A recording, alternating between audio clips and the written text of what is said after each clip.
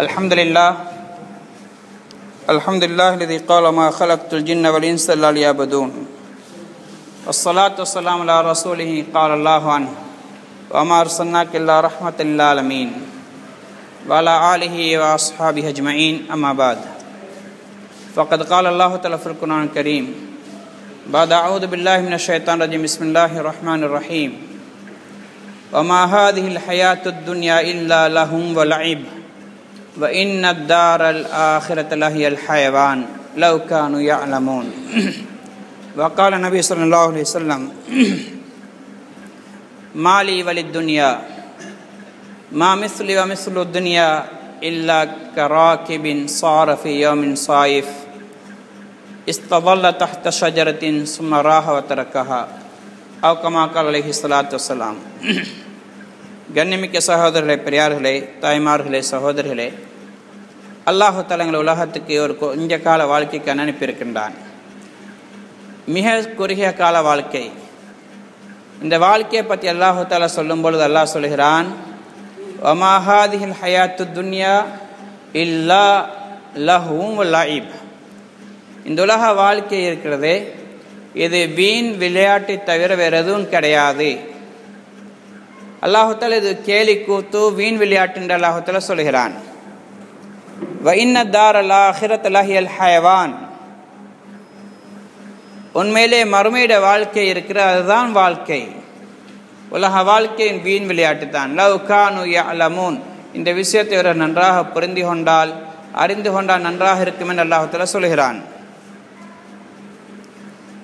உலக வாழ்க்கை ஒரு விதத்தில் விளையாட்டு, ஆனால் இன்னொரு விதத்தில் சீரியஸ். விளையாட்டு இந்த விதத்தில் சொன்னால், உலக வாழ்க்கை என்றது இது நிரந்தரம் கிடையாது. ஒரு விளையாட்டு மாதிரி அல்ல ஒரு கனவு மாதிரி. உதாரணமாக எங்கள் ஊர்களில் சின்ன பிள்ளைகள் குஞ்சோடு விளையாடுவாங்க. இங்கே என்ன சொல்லுவாங்கன்னு தெரியாது. சில பேர் விளையாடியும் இருப்பாங்க. ஆம்பளை பிள்ளைகள், பொம்பளை பிள்ளை, சின்ன சின்ன பிள்ளைகள்லாம் சேர்ந்து விளையாடுவாங்க. விளையாடுற நேரம் ஒரு பிள்ளை சொல்ல நான் உம்மா, இன்னொரு பிள்ளை சொல்ல நான் வாப்பா, இன்னும் சில பிள்ளை சொல்லுவாங்க நாங்கள் மகன் மகள், இன்னொரு பிள்ளை என்ன செய்ய நான் டீச்சர்னு சொல்லி உட்கார்ந்துருக்கும். அதுட்டு சில பிள்ளைகள் வந்து ஸ்டூடெண்ட்ஸாக மாணவர்களாக படிப்பாங்க. இதே மாதிரி ஒரு பிள்ளை சொன்னால் இறைச்சி கடை போட்டிக்கிறேன்னு சொல்லி அந்த வாழைப்பூல் இருக்கக்கூடிய அந்த கவர்களை வச்சு கொண்டு உட்கார்ந்துருக்கும். இன்னும் உம்மான்னு சொல்லக்கூடிய பிள்ளை என்ன செய்யும், அது ஒரு சரட்டலை மணலை போட்டு கிண்டி கொண்டு நான் சோறாக்கி கொண்டிருக்கிறேன் ஆக்கி கொண்டிருக்கும். இதே மாதிரி சில பிள்ளைகள் ஒரு பிள்ளை என்ன செய்யும், கைத்தில் ஒரு கம்புல கைத்தை கட்டி கொண்டு நான் பஸ்ஸை கொண்டிருக்கிறேன் இல்லை காரு கொண்டிருக்கிறேன் வாங்கன்னு சொல்லி அதுக்கு பின்னாடி பிள்ளைகள் ஏறிக்கொள்வாங்க. இந்த விளையாட்டு நீங்கள் பார்ப்பீங்க. ரொம்ப சீரியஸாக விளையாடி கொண்டிருப்பாங்க. டாக்டரும் இருப்பாங்க ஒருத்தர், அவங்கள்ட்ட நோயாளிகளும் வருவாங்க. டாக்டர் எனக்கு வயிற்றுல வலி, ஒரு பிள்ளை சொல்ல எனக்கு காய்ச்சல், அவள் செக் பண்ணுவா. இப்போ இவங்களோட விளையாட்டை பார்த்தால் உண்மையான வாழ்க்கை மாதிரி இருக்கும். அவங்களுக்குள்ள கல்யாணமும் நடக்கும், சோறாக்குறது, சாப்பிட்றது, இறைச்சி கடை, மரக்கறி கடை, இதெல்லாம் இருக்கும். டாக்டர், நோயாளி, டீச்சர், ஸ்டூடெண்ட்ஸ், வாகன டிரைவர், பஸ் கண்டக்டர் எல்லாம் இருப்பாங்க. இந்த பிள்ளைகள் விளையாடி கொண்டிருக்கும் பொழுதோ எல்லாத்தையும் மறந்து விளையாடி கொண்டிருப்பாங்க. இப்போ இவங்களுடைய உண்மையான தாய் தந்தையர்கள் கூப்பிடும் பொழுது வாங்க பிள்ளைகளை விளையாடினது போதும் என்று கூப்பிட்டால் அந்த பிள்ளைகள் என்ன செய்வாங்க, தான் எந்த நிலைமையில் இருக்கிறாங்களோ அதை விட்டுட்டு போயிடுவாங்க. தாய் சோறாக்கி நீந்த அடுப்பில் அதை விட்டுட்டு போயிடுவா, பிள்ளைகளை மறந்துடுவா. டாக்டர் ஆய்ந்தவ பேஷண்ட்டை மறந்துட்டு அதை இப்படி விட்டுட்டு போயிடுவா. உம்மை வீட்டுக்கு போகணும், வாப்பை வீட்டுக்கு போகணும், இல்லை ஓத போகணும், ஸ்கூலுக்கு போகணும், விட்டுட்டு போயிடுவாங்க. இதே மாதிரி டாக்டரை பேஷண்ட்டை விட்டுட்டு போயிடுவாங்க, உம்மை வாப்பை பிள்ளைகளை விட்டுட்டு போயிடுவாங்க. இதே மாதிரி தான் சகோதரர்களே உலக வாழ்க்கை. இன்றைக்கி நாங்கள் சிலவங்க வாப்பான்னு சொல்கிறோம், சிலவங்க உம்மன்று சொல்கிறாங்க, பிள்ளைகள் என்று சொல்லி கொண்டிருக்கிறோம், டாக்டர்னு சொல்கிறோம், பேஷண்ட்டுன்னு சொல்கிறாங்க, இதே மாதிரி கடை வச்சிக்கிறேன்னு சொல்கிறோம், டீச்சர்ஸ், ஸ்டூடெண்ட்ஸ் எல்லாம். எப்பெல்லாவுடைய புறத்திருந்த அழைப்பு வருமோ விளையாடினது போதும் வாங்க, விட்டுட்டு போய்த்தான் ஆகணும். அல்லாஹு தஆலா கூட்டமாகவும் அழைப்பான், தனியாகவும் அழைப்பான். கூட்டமாக அழைச்சால் அதுக்கு பேர் அனர்த்தங்கள், சுனாமி, ஏர்த்குயிக், இதை மாதிரி பெரிய தீ விபத்துகள், குண்டு வெடிப்புகள் போன்றது. தனித்தனி அழைக்கிறது மௌத்துன்னு சொல்லுவோம். ஒவ்வொருத்தராக மௌத்தாயின்னு போவாங்க.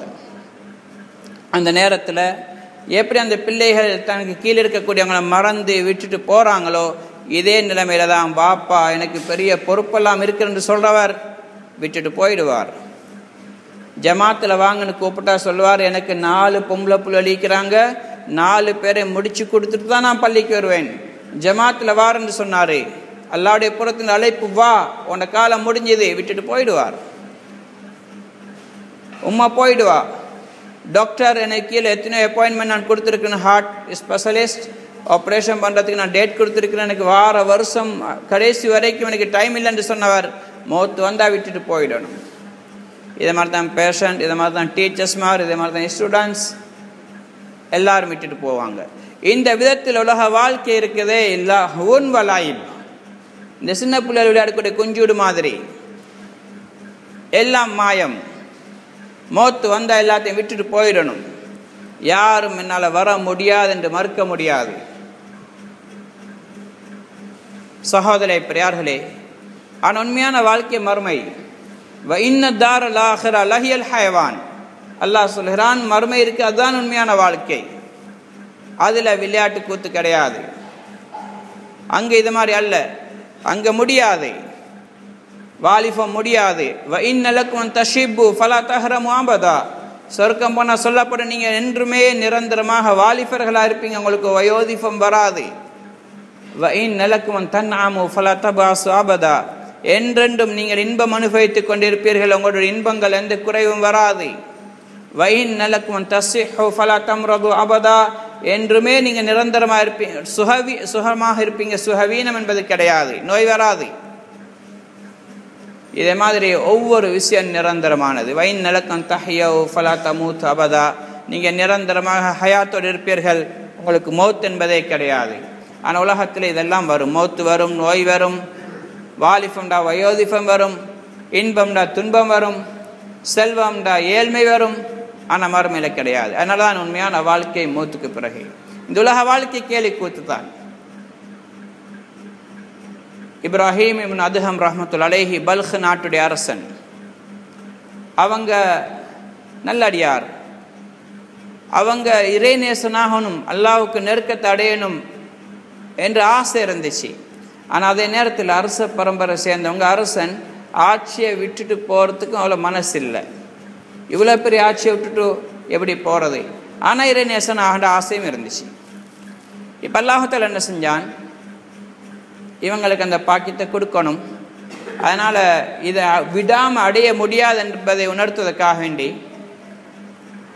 இவர் தன்னுடைய அரசு சபையில் உட்கார்ந்து கொண்டிருக்கும் பொழுது திடீர்னு ஒருத்தர் அப்படியே காவலாளிகளை தாண்டி கொண்டு அப்படியே வீட்டுக்குள்ளே வந்துட்டார். அந்த அரசு சபையில் வந்துட்டார். வந்தோடனே இவரை பிடிக்கிறாங்க, விரட்ட பார்க்குறாங்க. அவர் போகிறார் இல்லை. அப்போ அரசன் அவர் கூப்பிட்டு வர சொன்னாங்க. அவர் வந்தார். என்ன நீங்கள் அனுமதி இல்லாமல் வாரீங்க, எங்கே வந்திருக்கிறா நீ? நான் இதுக்கு அனுமதி கேட்கணும்? இது ஒரு அம்பலம் தான் என்று சொன்னார். ஒரு சத்திரம், ஒரு பிரயாண விடுதி. அவர் சொன்னார், இதை பார்த்தவனுக்கு என்ன பிரயாண விடுதி மாதிரியா தெரியுது? அரச மாளிகையே. அவர் சொன்னார், அரசே, இப்போ யார் இங்கே இருக்கிறது? நான். சரி, உங்களுக்கு முன்னாடி இங்கே யார் இருந்தாங்க? எங்களோட வாப்பா. அவருக்கு முன்னாடி அவரை வாப்பா. அதுக்கு முந்தி அவரை வாப்பா இல்லை இன்னொருத்தர். அப்போ சொன்னால் இது அரசு, இது ஒரு அம்பலம் இல்லாட்டி வேற என்ன? அம்பலத்தில் இன்றைக்கு ஒருத்தர் தங்குவார், அவர் போவார், நாளைக்கு ஒருத்தர் வருவார், நேற்று ஒருத்தர் தங்கியிருப்பார், அவர் போயிருப்பார், நீங்கள் வந்திருக்கீங்க. இதுதான் அம்பலம். இது நிரந்தரம் உங்களோட வீடு அல்ல. நாளைக்கு நீங்கள் மௌத்தாக இன்னொருத்தர் வந்துடுவார். இப்போ இவருடைய சிந்தனையில் பட்டது, இந்த ஆட்சியை நான் பெருசாக நினச்சி கொண்டிருக்கிறேன், இந்த மாளிகை நிரந்தரமாக நினச்சி கொண்டிருக்கிறேன், எனக்கு முன்னாடி நினச்சவங்கெல்லாம் போயிட்டாங்களே, நானும் ஒரு நாள் போயிடுவேன். இது உண்மையில் அம்பலம்தான். இருந்தாலும் விட்டுட்டு போக மனசு வரல. இன்னொரு நாள் அல்லாஹ்தாலா திரும்ப அவருக்கு உணர்த்தினான். அல்லாஹ் மலக்கு மூலமாக தான் அந்த விஷயத்தை விளங்கப்படுத்தினான். இன்னொரு நாள் அவர் தன்னுடைய அறையில் படுத்து கொண்டிருக்கும் பொழுது, சாய்ந்து கொண்டிருக்கும் பொழுது கூரைக்கு மேலே சத்தம் கேட்குது. அப்போ இவர் கேட்குறார், யார் அது கூரைக்கு மேலே? அவர் சொன்னார், நான் தான், என்னுடைய ஒட்டகம் காணா போச்சு, தேடிக்கொண்டிருக்கிறேன். அவர் கேட்டால் ஒட்டகமா, கூரைக்கு மேலே எப்படிடா ஒட்டகம் வரும்னு கேட்டாங்க. அவர் சொன்னார், ஒட்டகம் கூரைக்கு மேலே கிடைக்காதண்டா, உங்களுக்கு அரச சபையிலிருந்து கொண்டு பஞ்சு மெத்தையிலிருந்து கொண்டு அல்லாஹ் எப்படி கிடைப்பான், அல்லாஹ்வுடைய நெருக்கம் எப்படி கிடைக்கும் என்று சொன்னோன்னே இவர் விலகி கொண்டார். இது அல்லாஹ்வுடைய புறத்திருந்த ஒரு அழைப்பு தான். இருந்தாலும் விட்டுட்டு போக மனசில்லை. இன்னும் கொஞ்ச நாள் போகுது. இவருடைய கட்டிலில் அப்படியே சுத்தப்படுத்தி பெட்ஷீட்டெல்லாம் அழகாக போட்டு பூக்கள் விரிக்கிறதுக்கு ஒரு பெண்ணோடு நியமிக்கப்பட்டிருந்தார். இவர் வேட்டைக்கு போனார். போயிட்டு வார நேரம் அந்த பெண் அப்படியே வீட்டில் அந்த கட்டில் அலங்கரித்து வச்சுட்டு தொட்டு பார்த்தா நல்ல சாஃப்டாக இருக்குது, நல்ல மனமாக இருக்குது. சரி கொஞ்சம் சாஞ்சி பார்ப்போம் என்று சாஞ்சா தூக்கம் போயிட்டுது. அரசன் வாரார். வந்து பார்த்தா அடிமை பெண் என்ற கட்டிலில் தூங்கி கொண்டிருக்கிற. எவ்வளோ கோபம் வரும். சாட்டையால் ஒரு அடி அடித்தார். இவர் டக்குன்னு தூங்கி எழும்பிட்டாள், தூக்கம் வெளிச்சிட்டார். என்னுடைய இதில் நீ தூங்குறாயாண்டு. இவருக்கு அடித்த அடியில் அழுகதான் வந்துச்சான சிரிச்சா. கேட்டால் நீ ஏன் சிரிக்கிறாய், உனக்கு அடித்தது நோகலையா? வலிச்சது தான், இருந்தால் நான் எதுக்கு சிரிக்கிறேன்டா, நான் கொஞ்ச நேரம் தூங்கினதுக்கே சாட்டடி விழுதுண்டா, நீங்கள் எவ்வளோ நாளாக தூங்கி கொண்டிருக்கிறவங்களுக்கு எத்தனை சாட்டடி விழும்? அப்படி விழாமல் என்ன பாதுகாத்து ஒரு அடியோடு நிப்பாட்டி கொண்டான். அதுக்காண்டி தான் எல்லாருக்கும் நன்றி செலுத்துகிறேன், உங்களை நினச்சி எனக்கு சிரிப்பு வருதுன்னு சொன்னான். இவர் இறங்கி கொண்டார். உண்மையிலே நான் ஒரு தடவை இவர் படுத்ததுக்கு அடிக்கிறேன், நான் எத்தனை தடவை எத்தனை மணித்தியாலும் எத்தனை இரவுகள் இந்த மெத்தில் நான் தூங்கி கொண்டிருக்கிறேன், அல்லாஹ் எனக்கு அடித்தாண்டா என்னால் தாங்க முடியுமா? எல்லாத்தையும் விட்டுட்டு போனார். மிகப்பெரிய இறைநேசராக மாறினார் இப்ராஹிம் இப்னு அதுஹம் ரஹ்மத்துல்லாஹி அலைஹி. சகோதரே பெரியார்களே, உலகம் இப்படித்தான், நிரந்தரம் என்பது கிடையாது. எது என்னுடைய சொல்லும் அது என்னுடையதல்ல. நபி ஸல்லல்லாஹு அலைஹி வஸல்லம் சொன்னாங்க, யகூலு மாலி மாலி, அடியான் சொல்கிறான் என்னுடையது என்னுடையது. யகூல் அப்து மாலி மாலி, என்னுடையது என்னுடையன்னு சொன்ன. அதுக்கு 3 அர்த்தங்கள் சொல்கிறாங்க. மாலி மாலி, அரபியில் மாலி மாலினா மால்னா காசு பணம் சொத்து செல்வம். மாலி மாலி என்னுடைய காசு என்னுடைய காசுன்னு சொல்கிறான். இரண்டாவது அர்த்தம் மா இஸ்திஃபாமியா, லி எனக்கு, மாலி மாலி எனக்கு என்ன இருக்குது, எனக்கு என்னதான் இருக்குது, இன்னைக்கு என்னுடையதுன்னு சொல்றேன், இது என்னுடையதானா இல்லை, அதுக்கு பிறகு என்ன என்பதை நபி ஸல்லல்லாஹு அலைஹி வஸல்லம் சொன்னாங்க. மூணாவது மா நாஃபியா, மா நாஃபியானா மா இல்லைன்ற அர்த்தம். மாலி இது எனக்குள்ளதல்ல, மாலி என்னுடையதல்ல, இது என்னுடையது என்ன சொன்னாங்க. 3 விஷயங்கள், அவனுடைய 3 தான். ஒன்று மாக்கல ஃபஅஃப்னா, சாப்பிட்டு மலமா கழிச்சது. இன்னைக்கு டாய்லெட்டில் இருக்குதே அது எங்களுடைய சொத்து, துர்நாற்றம் உள்ளது, இது எங்களுடைய சொத்து. மலபிஸ ஃபஅபுலா, உடுத்து கிழிச்சது 2வது சொத்து.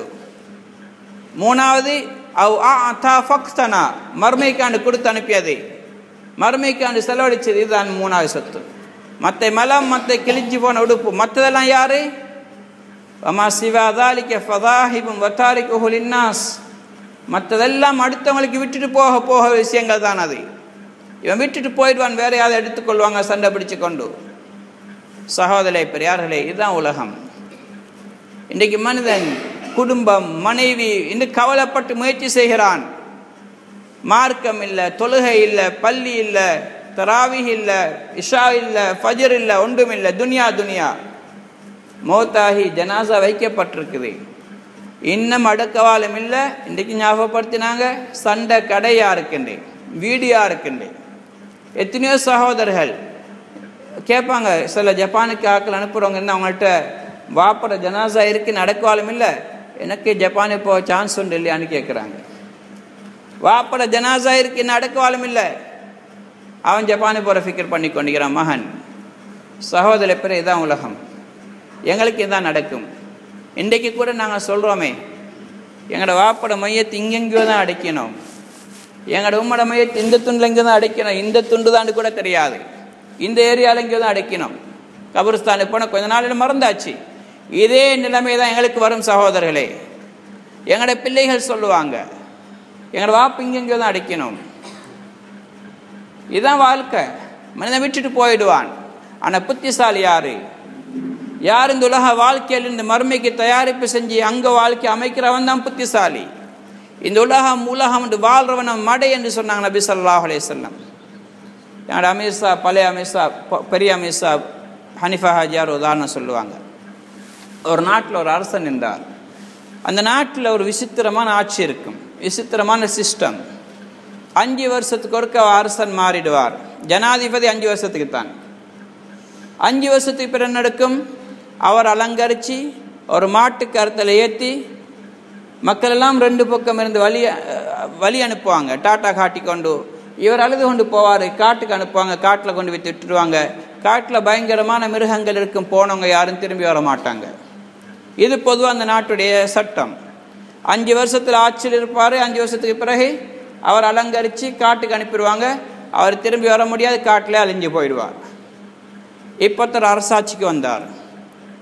அவர் என்ன செஞ்சார்? 5 வருஷம் ஆட்சி செஞ்சார். இப்போ காட்டுக்கு போக வேண்டி வருது. இப்போ மக்கள்லாம் வழியிலிருந்து வழிகாட்டி கொண்டிருக்கிறாங்க. வழி அனுப்புகிறாங்க, கையை காட்டி கொண்டு. இவரும் சிரிச்சு கொண்டு எல்லாருக்கும் கையை காட்டின்னு போகிறாரு. மக்கள் கேட்குறாங்க, இது வரைக்கும் போனோன்னா அழுது கொண்டு தான் போனாங்க, இவருக்கு என்ன மூலக்குழம்பு போயிருக்குதா? கையை காட்டி கொண்டு சிரிச்சு கொண்டு போகிறாரே. அப்போ கேட்டாங்க, என்ன அரசன் எங்கே போகணுன்னு தெரியுமாண்டு? அவர் சொன்னார், எனக்கு இன்றைக்கு நேத்தல்ல 5 வருஷத்துக்கு முன்னாடியே தெரியும்.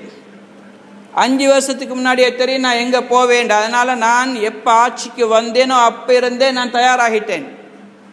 என்ன செஞ்சேன்? எப்போ நான் ஆட்சிக்கு வந்தேனோ காட்டுக்கு ஆள் அனுப்பி காட்டை சுத்தப்படுத்த தொடங்கினேன். காட்டில் இருக்கக்கூடிய விஷ ஜந்துக்கள் மிருகங்கள் அழிச்சேன். காடு அழகாக்கப்பட்டிருக்குது. காட்டில் கெஸ்ட் ஹவுஸ்கள், காட்டில் பூங்காக்கள், காட்டில் குளங்கள், ஆறுகள் எல்லாம் தயாரிக்கப்பட்டிருக்கு. பலன் தரக்கூடிய மரங்களை 5 வருஷத்தில் நான் தயாரிச்சிட்டேன். நேற்று தான் குடும்பத்தையும் ஷிஃப்ட் பண்ணிக்கிறேன். நான் எதுக்கு அழணும்? நான் எதுக்கு பயப்படணும்? என்னோட குடும்பம் அங்கே இருக்கு, நான் சந்தோஷமாக போகிறேன். இவர் தான் புத்திசாலி சகோதரர்களே. அந்த மக்கள் சொன்னாங்க, அரசை நீங்கள் நில்லுங்க, நீங்கள் தான் எங்களுக்கு தேவை. அவர் சொன்ன, இல்லை நாங்கள் போகிறேன். நாங்கள் இப்படித்தான் மறுமையின் பக்கம் போகணும், இப்படித்தான் சிரிச்சு கொண்டு போகணும். மக்கள் எல்லாம் அழணும், நாங்கள் சிரிச்சு கொண்டு போகணும். அதுக்கு என்ன செய்யணும்? பிறந்தத்திலிருந்து புத்தி கிடைச்சத்திலிருந்து தயாரிப்பு செய்யணும். தயாரிப்பு செய்யல, மௌத்திர நேரத்தில் கண்ணீர் வடிச்சு கொண்டு கதறி கொண்டு மனிதன் போவான். ரப்பியர் ஜூனி லஅல்லி அஅமலு சாலிஹா, யாரெல்லாம் என்னை திருப்பி அனுப்பி யாரெல்லாம் நல்ல அமல் செஞ்சுட்டு வாரேன்னு கேட்பான். அல்லாஹ் சொன்னான், கல்லா இன்னஹா கலிமத்துன் ஹுவ காயிலுஹா, இது ஒரு புலம்பக்கூடிய மனிதனுடைய புலம்புதல், இதுக்கு எந்த மதிப்பும் கிடையாது. சகோதரர்களே, நாங்கள் உலகத்திலிருந்து கொண்டு அந்த வாழ்க்கைக்கு தயாரிப்பு செய்யணும். ஆண்களும் தான் பெண்களும் தான். ஒரு நாள் இந்த உலகத்தை விட்டுட்டு போயிடுவோம். அது எப்போ வரும் என்பது யாருக்கும் தெரியாது. அதுக்கு முன்னாடி நாங்கள் தயாரிப்பு செய்யணும். இந்த உலகத்திலிருந்து கொண்டு தயாரிப்பு செய்யணும்.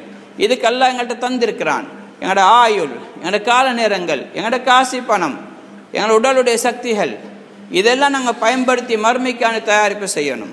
வீணாக்கிட்டோம் என்று சொன்னால் மௌத்துற நேரத்தில் கவலைப்பட வேண்டி வரும். சொர்க்கத்தில் நாங்கள் வீடு கட்டல, அங்கே காணி வாங்கல, அங்கே ஒரு நிம்மதியான வாழ்க்கைக்கு தயாரிப்பு செய்யலைன்னு சொன்னால் மிகப்பெரிய நஷ்டம். அதுக்கு மாற்றமான நரகம்தான் இருக்கும். நரகத்துக்கு போகிற மனிதன் சந்தோஷமாக போக மாட்டான். அங்கே சொர்க்கத்துக்கு தயாரிப்பு செஞ்சிட்டோம் என்றால் சிரிச்சு கொண்டு போவாங்க. எத்தனை சஹாபாக்கள் சிரிச்சு கொண்டு போனாங்க. மௌத்திர நேரம் குடும்பம் அழகுது சொன்னாங்க, எதுக்கு அழுவுறீங்க? ஹதரத் பிலால் சொல்கிறாங்க, நான் என்னுடைய ஹபீப் முஹம்மது ஸல்லல்லாஹு அலைஹி வஸல்லம் சந்திக்க நேரம் வந்திருக்கு, சந்தோஷமாக இருக்கிறேன், அழாதீங்கன்னு சொல்கிறாங்க. ஒவ்வொரு சஹாபாக்களும் சந்தோஷப்பட்டாங்க. பின்னாடி வந்தவங்க சந்தோஷப்பட்டாங்க, மௌத்தை கண்டு பயப்படலை. ஏன்? அந்த வாழ்க்கையை அவங்க தயாரிச்சிட்டாங்க. இன்றைக்கி நாங்கள் தயாரிப்பு செய்யலை, அதனால் பயப்படுகிறோம். மௌத்தை கண்டா பயம். ரசூல் ஸல்லல்லாஹு அலைஹி வஸல்லம் சொன்னாங்க, அல் மௌத் துஹ்ஃபத்துல் முஃமின், மௌத்திற்கு ஒரு மூமினுக்கு கிடைக்கக்கூடிய கிஃப்ட்னு சொன்னாங்க. ஒரு கிஃப்ட், ஒரு அன்பளிப்பு. இது இன்றைக்கு யாருக்கு அன்பளிப்புனா, யார் அந்த வாழ்க்கைக்கு தயாரிப்பு செஞ்சுக்கிறாங்களோ. சகோதரே பெரியார்களே, நிம்மதி அல்லாஹ் தீனில் தான் வச்சுக்கிறான். தீனின் பிரகாரம் மறுமைக்கு யார் முன்னோக்கி வாழ்கிறாங்களோ, அதுக்கு தயாரிப்பு செய்கிறாங்களோ, அவங்களுக்கு உலகத்திலே அல்லாஹ் நிம்மதியை கொடுப்பான். இன்றைக்கு மனிதன் நிம்மதி இல்லை, போதா போதா என்ற உணர்வு. அதனால் மறுமையுடைய வாழ்க்கைக்கு தயாரிப்பு செய்கிறதுக்கு பாராமுகமாக இருக்கிறான். அந்த சிந்தனை இல்லை. இன்றைக்கு எங்கள்கிட்ட எல்லாம் எதை தந்திருக்கிறானோ இதை வச்சுக்கொண்டு நாங்கள் நிம்மதியாக சந்தோஷமாக மறுமைக்கு தயாரிப்பு செஞ்சு கொண்டு வாழ முடியும். ஆனால் போதா என்ற உணர்வு வாரத்தினால இன்றைக்கு மனிதனால் அந்த நியமத்தை பயன்படுத்த முடியலை. அதுக்கு மேலே தயாரிக்கிற எண்ணத்தில் போய்கொண்டிருக்கிறான். அதனால் உலகத்தில் அவனுக்கு நிம்மதியும் அடைய முடியாது, அதே நேரத்தில் தீனுக்கு நேரம் கொடுக்க முடியாது. முல்லா நஸ்ருதீன் எல்லாருக்கும் தெரியும். அவரிடத்தில் ஒருத்தர் வந்தார், ஒரு பை நிறைய காசு எடுத்துகிட்டு வந்தார். வந்தவர் சொன்னார், கவலையோடு இருந்தார், முகமெல்லாம் முடிஞ்ச வாடி போய். இவர் கேட்குறார், ஏன் ஒரு மாதிரியா இருக்கீங்க? இல்லை, கையில் நிறைய காசு, ஆனால் நிம்மதி இல்லை, நிம்மதியை தேடி வந்திருக்கிறேன். முல்லா சொன்னார், இந்த இவ்வளோ காசு வச்சுக்கணும் நிம்மதி இல்லைன்னு சொல்கிறீங்களே, வேறுங்க? இல்லை, இவ்வளோ இருந்தும் நிம்மதி இல்லை, போதா. திடீர்னு பேசின இந்த மாதிரி அவர் கையில் இந்த பையை பறிச்சுன்னு ஓடிட்டார் முல்லா. ஓடி நாப்பல இவர் பிரச்சனை, இவர் பெரிய இந்த காசு இவரும் சேர்ந்து விரட்டுறாரு. முல்லா ஓடுறாரு, இவர் விரட்டுறாரு. அப்படியே ஓடி போய் மரத்தோட சுத்திஞ்சால வந்து ரோட்டோரத்தில் இந்த மரத்துக்கு வெளியே முன்னாடி அவருக்கு விளங்குற மாதிரி காசை வச்சுட்டு பின்னால் ஒளிஞ்சு கொண்டார். இப்போ காசை கண்டோடனே அவருக்கு சந்தோஷம், காண போன காசு கிடைச்சது, எடுத்துன்னு கூத்தாடுறார். முகமெல்லாம் வெளிச்சம். முல்லா வெளியே வந்தார், சொன்னார், பாருங்க உங்களோட முகத்தில் இவ்வளோ வெளிச்சம், இவ்வளோ நேரம் அந்த வெளிச்சம் இருக்கல்லே, இந்த காசு புதுசாக காசு வரல, இருந்த காசு தான். இப்போ உங்களுக்கு சந்தோஷம், இந்த சந்தோஷம் ஏற்கனவே இருந்துச்சு உங்களுக்கு.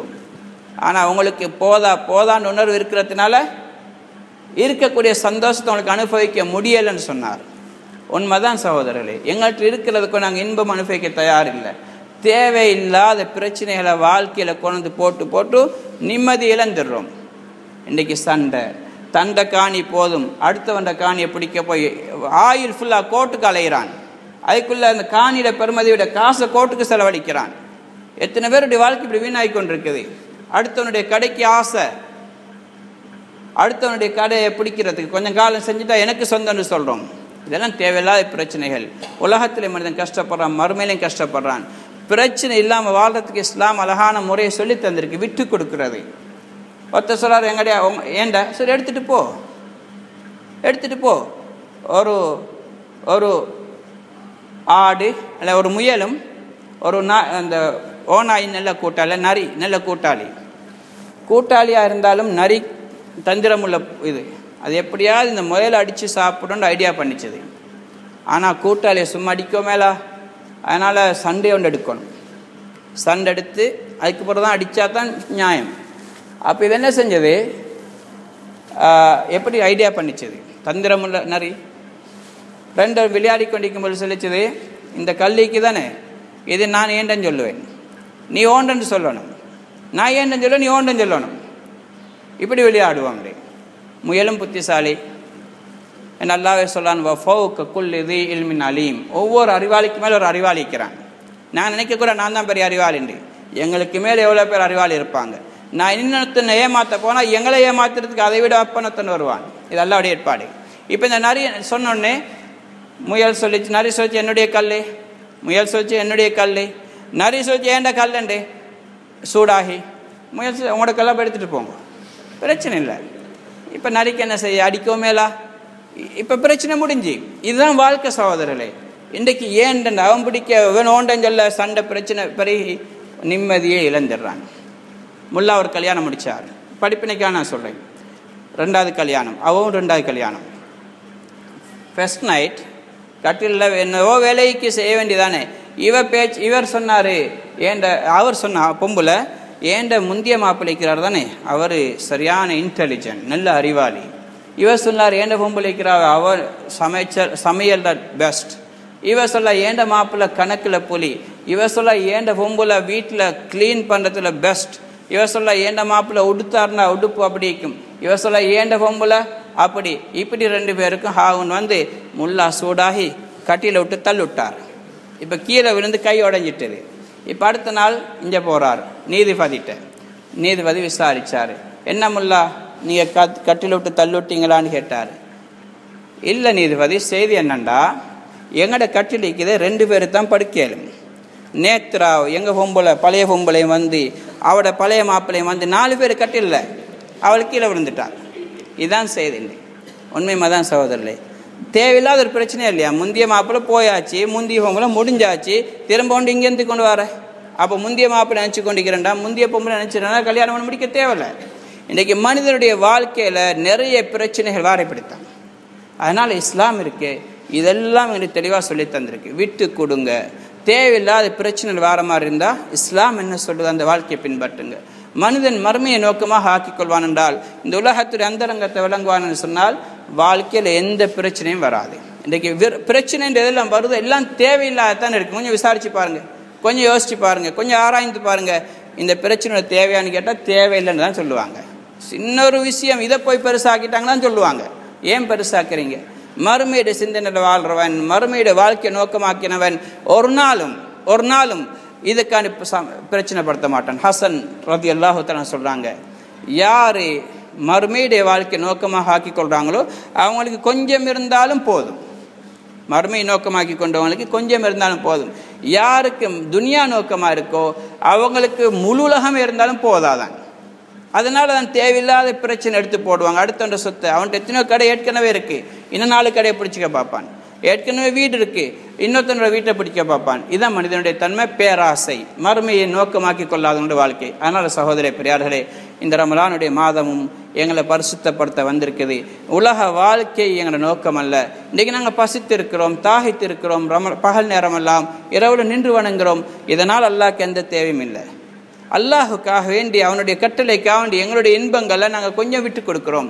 எங்களோட கால நேரங்களை கொஞ்சம் ஷெடியூல் பண்ணி வித்தியாசமாக்கி அல்லாஹ் விரும்புகிற வழியில் நாங்கள் செலவழிக்கிறோம். இந்த வாழ்க்கை ரமலானோட முடியாமல் ரமலானுக்கு பிறகு தொடர்றோம். அதைத்தான் நல்லா விரும்புகிறான். அதுக்காக தான் ஒரு மாதத்துடைய பயிற்சி எல்லாம் கொடுக்குறான்.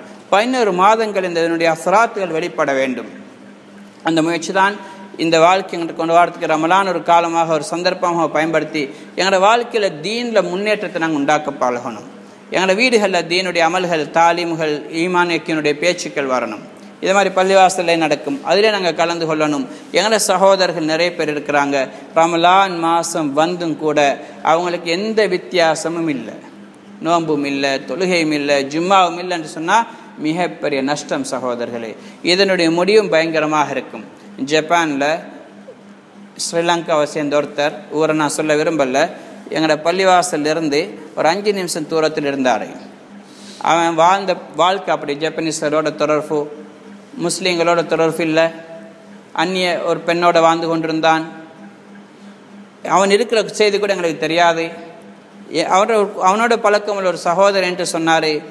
இந்த பாருங்கள், இந்த நோம்பில் பெருநாள் கழிஞ்சு தான் விஷயத்த சொன்னார். நோன்பு 27 நான் அவனுக்கு கால் பண்ணினேன், இன்றைக்கு 27 அப்போ பள்ளிக்கு வாண்டு. அவன் கேட்குற என்ன 27? இந்த நாட்டை சேர்ந்தவன், ஸ்ரீலங்காவை சேர்ந்தவன் தான். அந்த நாட்டுக்கு போய் தன்னுடைய வாழ்க்கை இங்கேயும் பள்ளி தொடர்பில் அங்கே போய் அப்படி ஆயிட்டுது. என்ன 27 சொன்னார்? நோன்பு 27. நோன்பு 27 எனக்கு இப்போ தான் தெரியும் நோன்பு வந்த செய்துண்டு. ஆனால் அந்த மனிதன் வாழ்ந்த வாழ்க்கைக்கு பிறகு நான் போய் சந்தித்தேன். ஆனால் வீட்டுடைய சூழல், அவருடைய தேர்ந்தெடுத்த வழி மோசமாக இருந்துச்சு. கடைசிக்கு எவ்வளோ முயற்சி செஞ்சு ஜமாத்தில் பள்ளிக்கு அழைச்சி பார்த்தோம். அவன் போன வழி ரொம்ப தூரமான வழி, திரும்பி வாரது கஷ்டமாக இருந்துச்சு. கடைசிக்கு தற்கொலை செஞ்சு மௌத்தாயினான். இதுதான் நிலைமை சகோதரர்களே. எங்களோட சகோதரர்கள் தீனை விட்டு, மார்க்கத்தை விட்டு எங்களோட சகோதரர்கள் போகிறாங்கன்னு சொன்னால் முடிவு நல்லதாக எதிர்பார்க்க முடியாது. மௌத்தாகினத்தை பிறகு கவலைப்படுறதுல அர்த்தம் இல்லை. அதனால் இன்ஷா அல்லாஹ் கொஞ்சம் முயற்சி செய்யணும். ஜமாத்தும் இருக்கிறோம், பயன்படுத்துங்க, கூட்டிக் கொண்டு போய் சந்திங்க, எப்படியாவது பள்ளிவாசலை கூட்டிக் கொண்டு வர பாருங்க. அல்லாஹ் தங்கள் அனைவரையும் தீனோடு சேர்ந்து வாழக்கூடிய தௌஃபீக் செய்வானாக. உலகத்துடைய அந்தரங்கத்தை விளங்கி மறுமையுடைய வாழ்க்கைக்கு முன்னுரிமை கொடுக்கக்கூடியவர்களாகவும் இந்த உலகத்தை வச்சு மறுமையை தயாரிக்கக்கூடிய மக்களாக ஆக்கிடுவானாக. வாஹிரு தஅவானா அல்ஹம்துலில்லாஹி ரப்பில் ஆலமீன். சுப்ஹானல்லாஹி பிஹம்திஹி சுப்ஹானக்கல்லாஹ் அஷ்ஹது அன் லா இலாஹா இல்லா அன்த அஸ்தக்ஃபிருக வ அத்தூபு இலைக்.